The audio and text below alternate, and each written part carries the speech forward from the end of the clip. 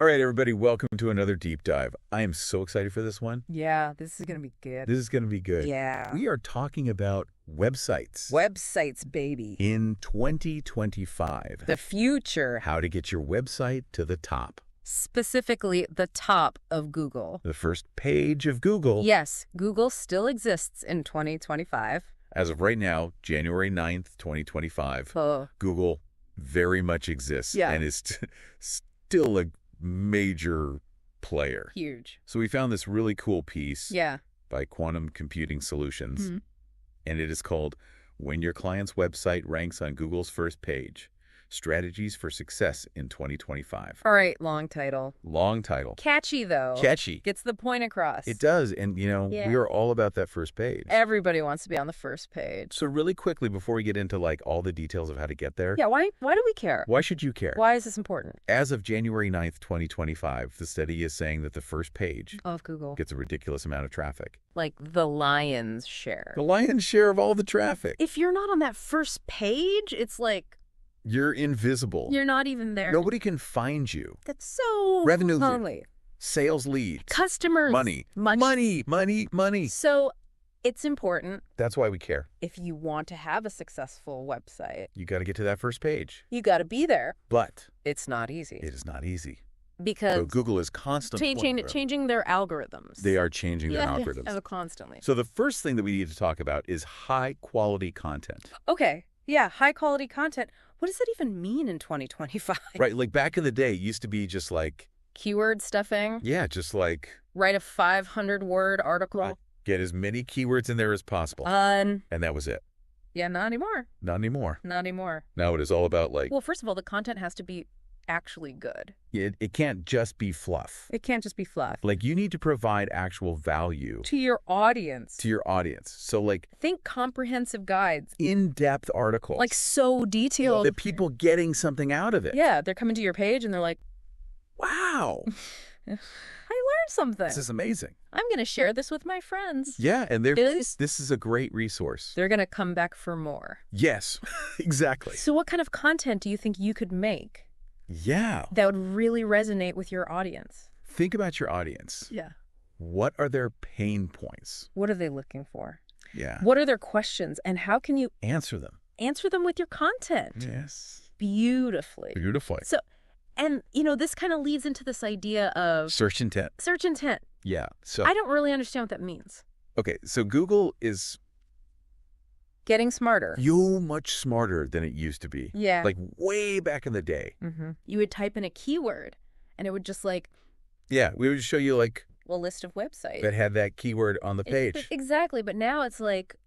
Google's trying to understand... what you actually want. Like what is the intent behind your search? Exactly. So for example... if you search for... let's say... best running shoes. Okay, best running shoes. Google knows. You're probably looking for like reviews. Reviews, comparisons, maybe some articles about like the top 10 best running shoes. Yeah, exactly. But if you search for something like history of running shoes. Oh, okay. Totally different. Google knows. Now you're looking for it's like a historical timeline. Some articles about like how running shoes evolved. Yeah. Maybe a documentary. So it's all about intent. It's about intent. Yeah. So you need to make sure that your content is aligned with the intent of the people who are searching for the things that are relevant to your content. So next up we have backlinks. Oh, backlinks. These are interesting. Backlinks. I will be honest. Yeah. I do not fully understand. I gotcha. What a backlink is. Okay, so basically a backlink is when another website links to your website. So they're like... it's like a little shout out. Yeah, like a little like, hey, this website's pretty cool. Check this out. Go check it out. Yeah. This is important because Google sees these backlinks as like a vote of confidence. Votes of confidence, exactly. Okay. It's like saying, hey, this website is legit. Trustworthy. It's got good information. It's valuable. We trust this website, so Google should trust it too.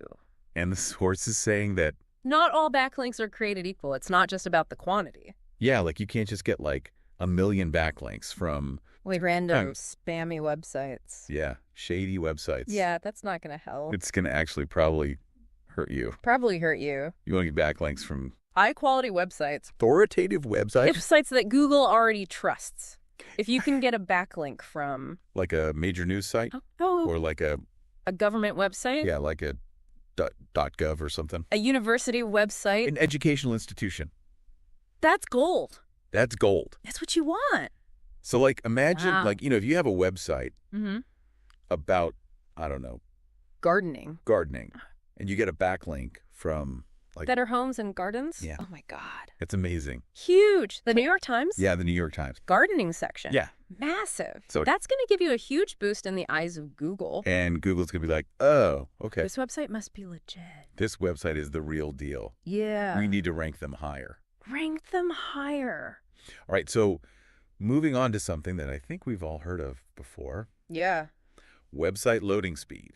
This one's a classic. This is a classic. But why is it still important in 2025? Why do we still care about this? Like, shouldn't all websites just be fast by now? You would think. You would think. But unfortunately, no. Yeah. There are still a lot of websites out there. So many that are slow. Painfully slow. Painfully slow. And you know what? People are impatient. People are impatient. Nobody wants to wait. 5 seconds. 3 seconds even. For a page to load. They're gone. They're clicking away. They're going to your competitor. Yeah. If your website takes too long to load. Bounce rate goes up. Bounce rate goes up. And Google sees that.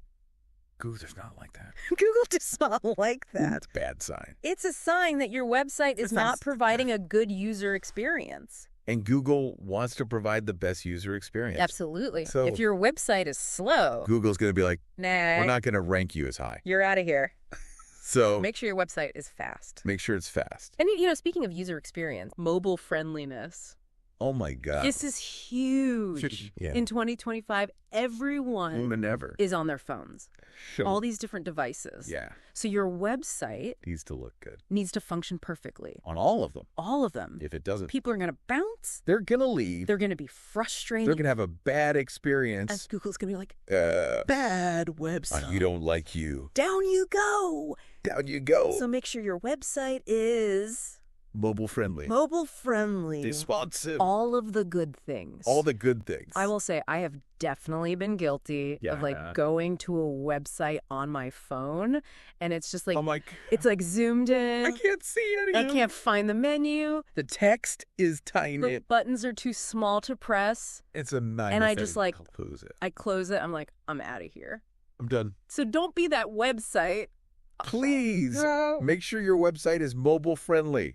Okay, so keywords. Keywords. This is a big one. This is a classic. We've been talking about keywords for years and years and years. Are they still important in 2025? Yes. Okay, good. But it's not just about stuffing, shoving as many keywords as you can onto your page. That doesn't work anymore. Not anymore. Google is smarter than that. Too smart for that. Way too smart. Now it's about using keywords strategically. Naturally. Do you want to integrate your keywords into your content in a way that makes sense? It's natural. Doesn't sound robotic. Doesn't sound like a robot wrote it. Exactly. So it's kind of like salt. Oh, I like this analogy. You need a little bit. To enhance the flavor. To make it taste good. But if you add too much salt, it's ruined. It's going to be way too salty. It's going to be inedible. Nobody's going to want to eat it. Use keywords in moderation. Strategically. And make sure they fit into your content. Naturally. All right. And finally, we have website structure. This one might seem running a little. Yeah, like who cares? But it's actually really important. It is. So why is website structure important? Okay, so a well-structured website is good for both users and search engines. So for users, a well-structured website means it's easy to navigate. Easy to find what they're looking for. They can get to the information. You're quickly getting lost. Frustrated. Confused. Yeah, it would be like clicking around for 10 minutes. Clicking through 1 million pages. Trying to find the contact page. Where's the About Us?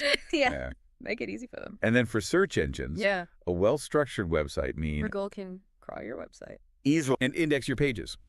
Effectively, Google can understand what your website is about. What each page is about. And rank you accordingly. So it's really a win-win. A well-structured website. Benefits everybody. So to sum it all up, if you want to get to that. First page of Google. You need to have high-quality content that is aligned with search intent. You need to build high-quality backlink from reputable websites. Your website needs to be fast and mobile-friendly. And you need to have a well-structured website that is both user-friendly and search engine optimized.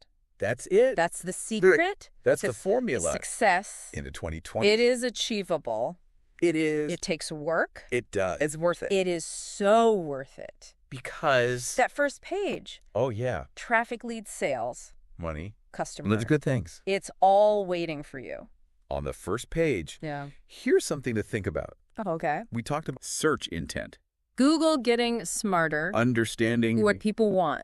Before they even search for it. So what if in the future, Google could like read our minds? Yeah, basically. And just like know what we want. Show us the results. Before we even type anything. Is that possible? Is that the future of search?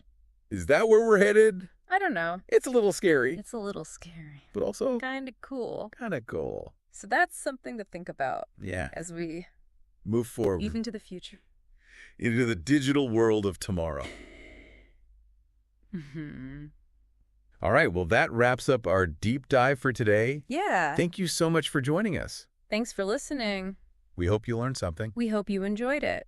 And we will see you next time. See you later. Bye. Bye. Check out our other videos. Don't forget to like, share, and subscribe. And we'll see you in our next video. Okay, so today we're going deep on AI and web design. Yeah. Specifically, we're going to be talking about Elementor. Oh, cool. Which is a very popular WordPress plugin. Yeah, I use it all the time.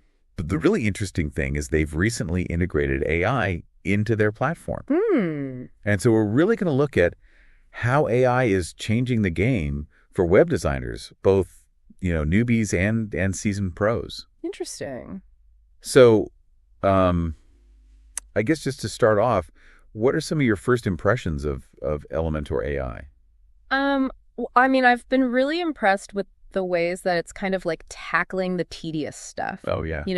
Those repetitive tasks that we kind of, as web designers, all hate. Yes. Like, writing product descriptions. Oh, my gosh, yes. Or, making sure that a website is responsive. And now Elementor can just kind of handle that for you. So it's like having this super-powered assistant who can handle all that boring stuff. Exactly. While you get to focus on, the fun stuff. The creative vision. And speaking of which, one of the things that the material we mentioned was how Elementor can actually help write unique product descriptions. Yeah. Now that just, to me, sounds incredible. It is. I mean, think about it. Like, you don't have to stare at a blank page anymore. Yeah. And try to come up with, something interesting for each product. Oof, I hate that. You can just have the AI kind of generate a first draft. And then you can go in and you can refine it and polish it. Okay. So add your own voice. So it's not like you're just right. It's not just copying and pasting. It's not just like here's a generic product description. Exactly. It's giving you a starting point, and then you can kind of take it and run with it. I like that. Yeah. And what about responsiveness? I mean, because that is a huge thing. Right. Trying to make sure that a website looks good on all these different devices. Yeah, that used to be a nightmare. Oh, tell me about it. But now Elementor is actually using AI to analyze your design. Oh. And automatically adjust the elements for different screen sizes. Okay. So it'll tweak the font sizes. It'll maybe move an image around a little bit. So it's not just like shrinking everything down. Exactly. Okay. It's actually optimizing it for each device. That is amazing. Yeah. Now, one of the things that I really want to talk about is the AI-generated images. Oh, yeah. This is something that's kind of mind-blowing to me. It's pretty wild. Like, how does that even work? So it uses these things called GANs. GANs. Which stands for Generative Adversarial Networks. Okay. I'm not going to lie. That sounds... Yeah, it's a bit of a mouthful. Really complicated. But basically what it means is that you're feeding the AI a bunch of data, a bunch of images. Okay. And it learns to create new images that have similar characteristics. So with Elementor AI, you can actually just describe the kind of image that you want. So literally say, I need an image of a cat wearing a top hat. Yeah, pretty much. And it'll just make it... And it'll generate it for you. That is incredible. It is. I mean, it's not always going to be perfect. Right. You might need to refine it a little bit. But still. But it gives you a starting point. It's like instant inspiration. Exactly. So, I mean, we've talked about some of the current features of Elementor AI. Right. But the material that we were reading also hinted at some really exciting future applications for AI and web design. Like voice search and AR. Yes. What stood out to you? Well, I mean, one thing that really struck me was how voice search is becoming more and more popular. Yes. So websites need to be designed with that in mind. Absolutely. Like, people aren't typing in keywords anymore. They're talking to their devices. Yeah. And AI can actually help analyze your content and suggest changes to make it more voice search friendly. Okay, so it's not just about... Yeah, it's not just about the design. The words you're using. It's about the language you're using and the structure of your content. That makes sense. And then when it comes to AR, I mean, that's a whole other thing. Yes. I mean, imagine like being able to view products in 3D in your own home. Oh, wow. Before you buy them. Yeah. Through your web browser. That's incredible. That's the kind of thing that AI is going to be able to help us do. So, I mean, it really feels like we're on the cusp of this major shift. Yeah. And how we design and experience the web. Absolutely. And I guess the big question is, what does this mean for human web designers? Right. Like, is AI going to replace us? I don't think so. Okay. I think it's more like an opportunity. Okay. You know, AI can handle the technical stuff. Yeah. But it can't replace human creativity and intuition. Okay, so... and empathy. Yeah. Those are the things that are going to become even more valuable. It's like AI is our new partner. Exactly. To help us reach these new heights. Yeah. Okay. So as AI kind of takes on more of the technical aspects, human designers can really focus on, you know, understanding their audience, crafting compelling narratives, and creating these truly unique and engaging experiences. Yeah. That's where the magic's going to happen. So it really is kind of exciting to think about all these possibilities. Yeah. So, I mean, I guess if you're listening to this and you're a web designer, think about how you can leverage the power of AI while still infusing your own unique human touch into your work. Exactly. That's something to think about as we wrap up this deep dive. So until next time, keep exploring, keep creating, and keep pushing those boundaries. Absolutely. Bye. Bye. Don't forget to like, share, and subscribe, and we'll see you in our next video. Meet Keisha. Hi. Keisha's the owner of Keisha's Flowers and Gifts. As a small business owner, Keisha is always looking for ways to expand and grow her business. Keisha has a successful brick-and-mortar flower shop but wants to get more business online. She has a beautifully designed website that's not getting the website traffic she expected. After some research, Keisha found the answer. Introducing the Traffic Handbook. The Traffic Handbook is an ebook that provides invaluable information in a step-by-step format that can help anyone get more visitors to their website, increase visitor engagement, improve search engine page rankings, grow their business, and more. Now Keisha has all the online business she can handle, as well as an increase in foot traffic to her brick-and-mortar flower shop. So if you want to be like Keisha and increase traffic to your website, increase website visitor engagement, improve your website SEO, click the link in the description and download your copy today.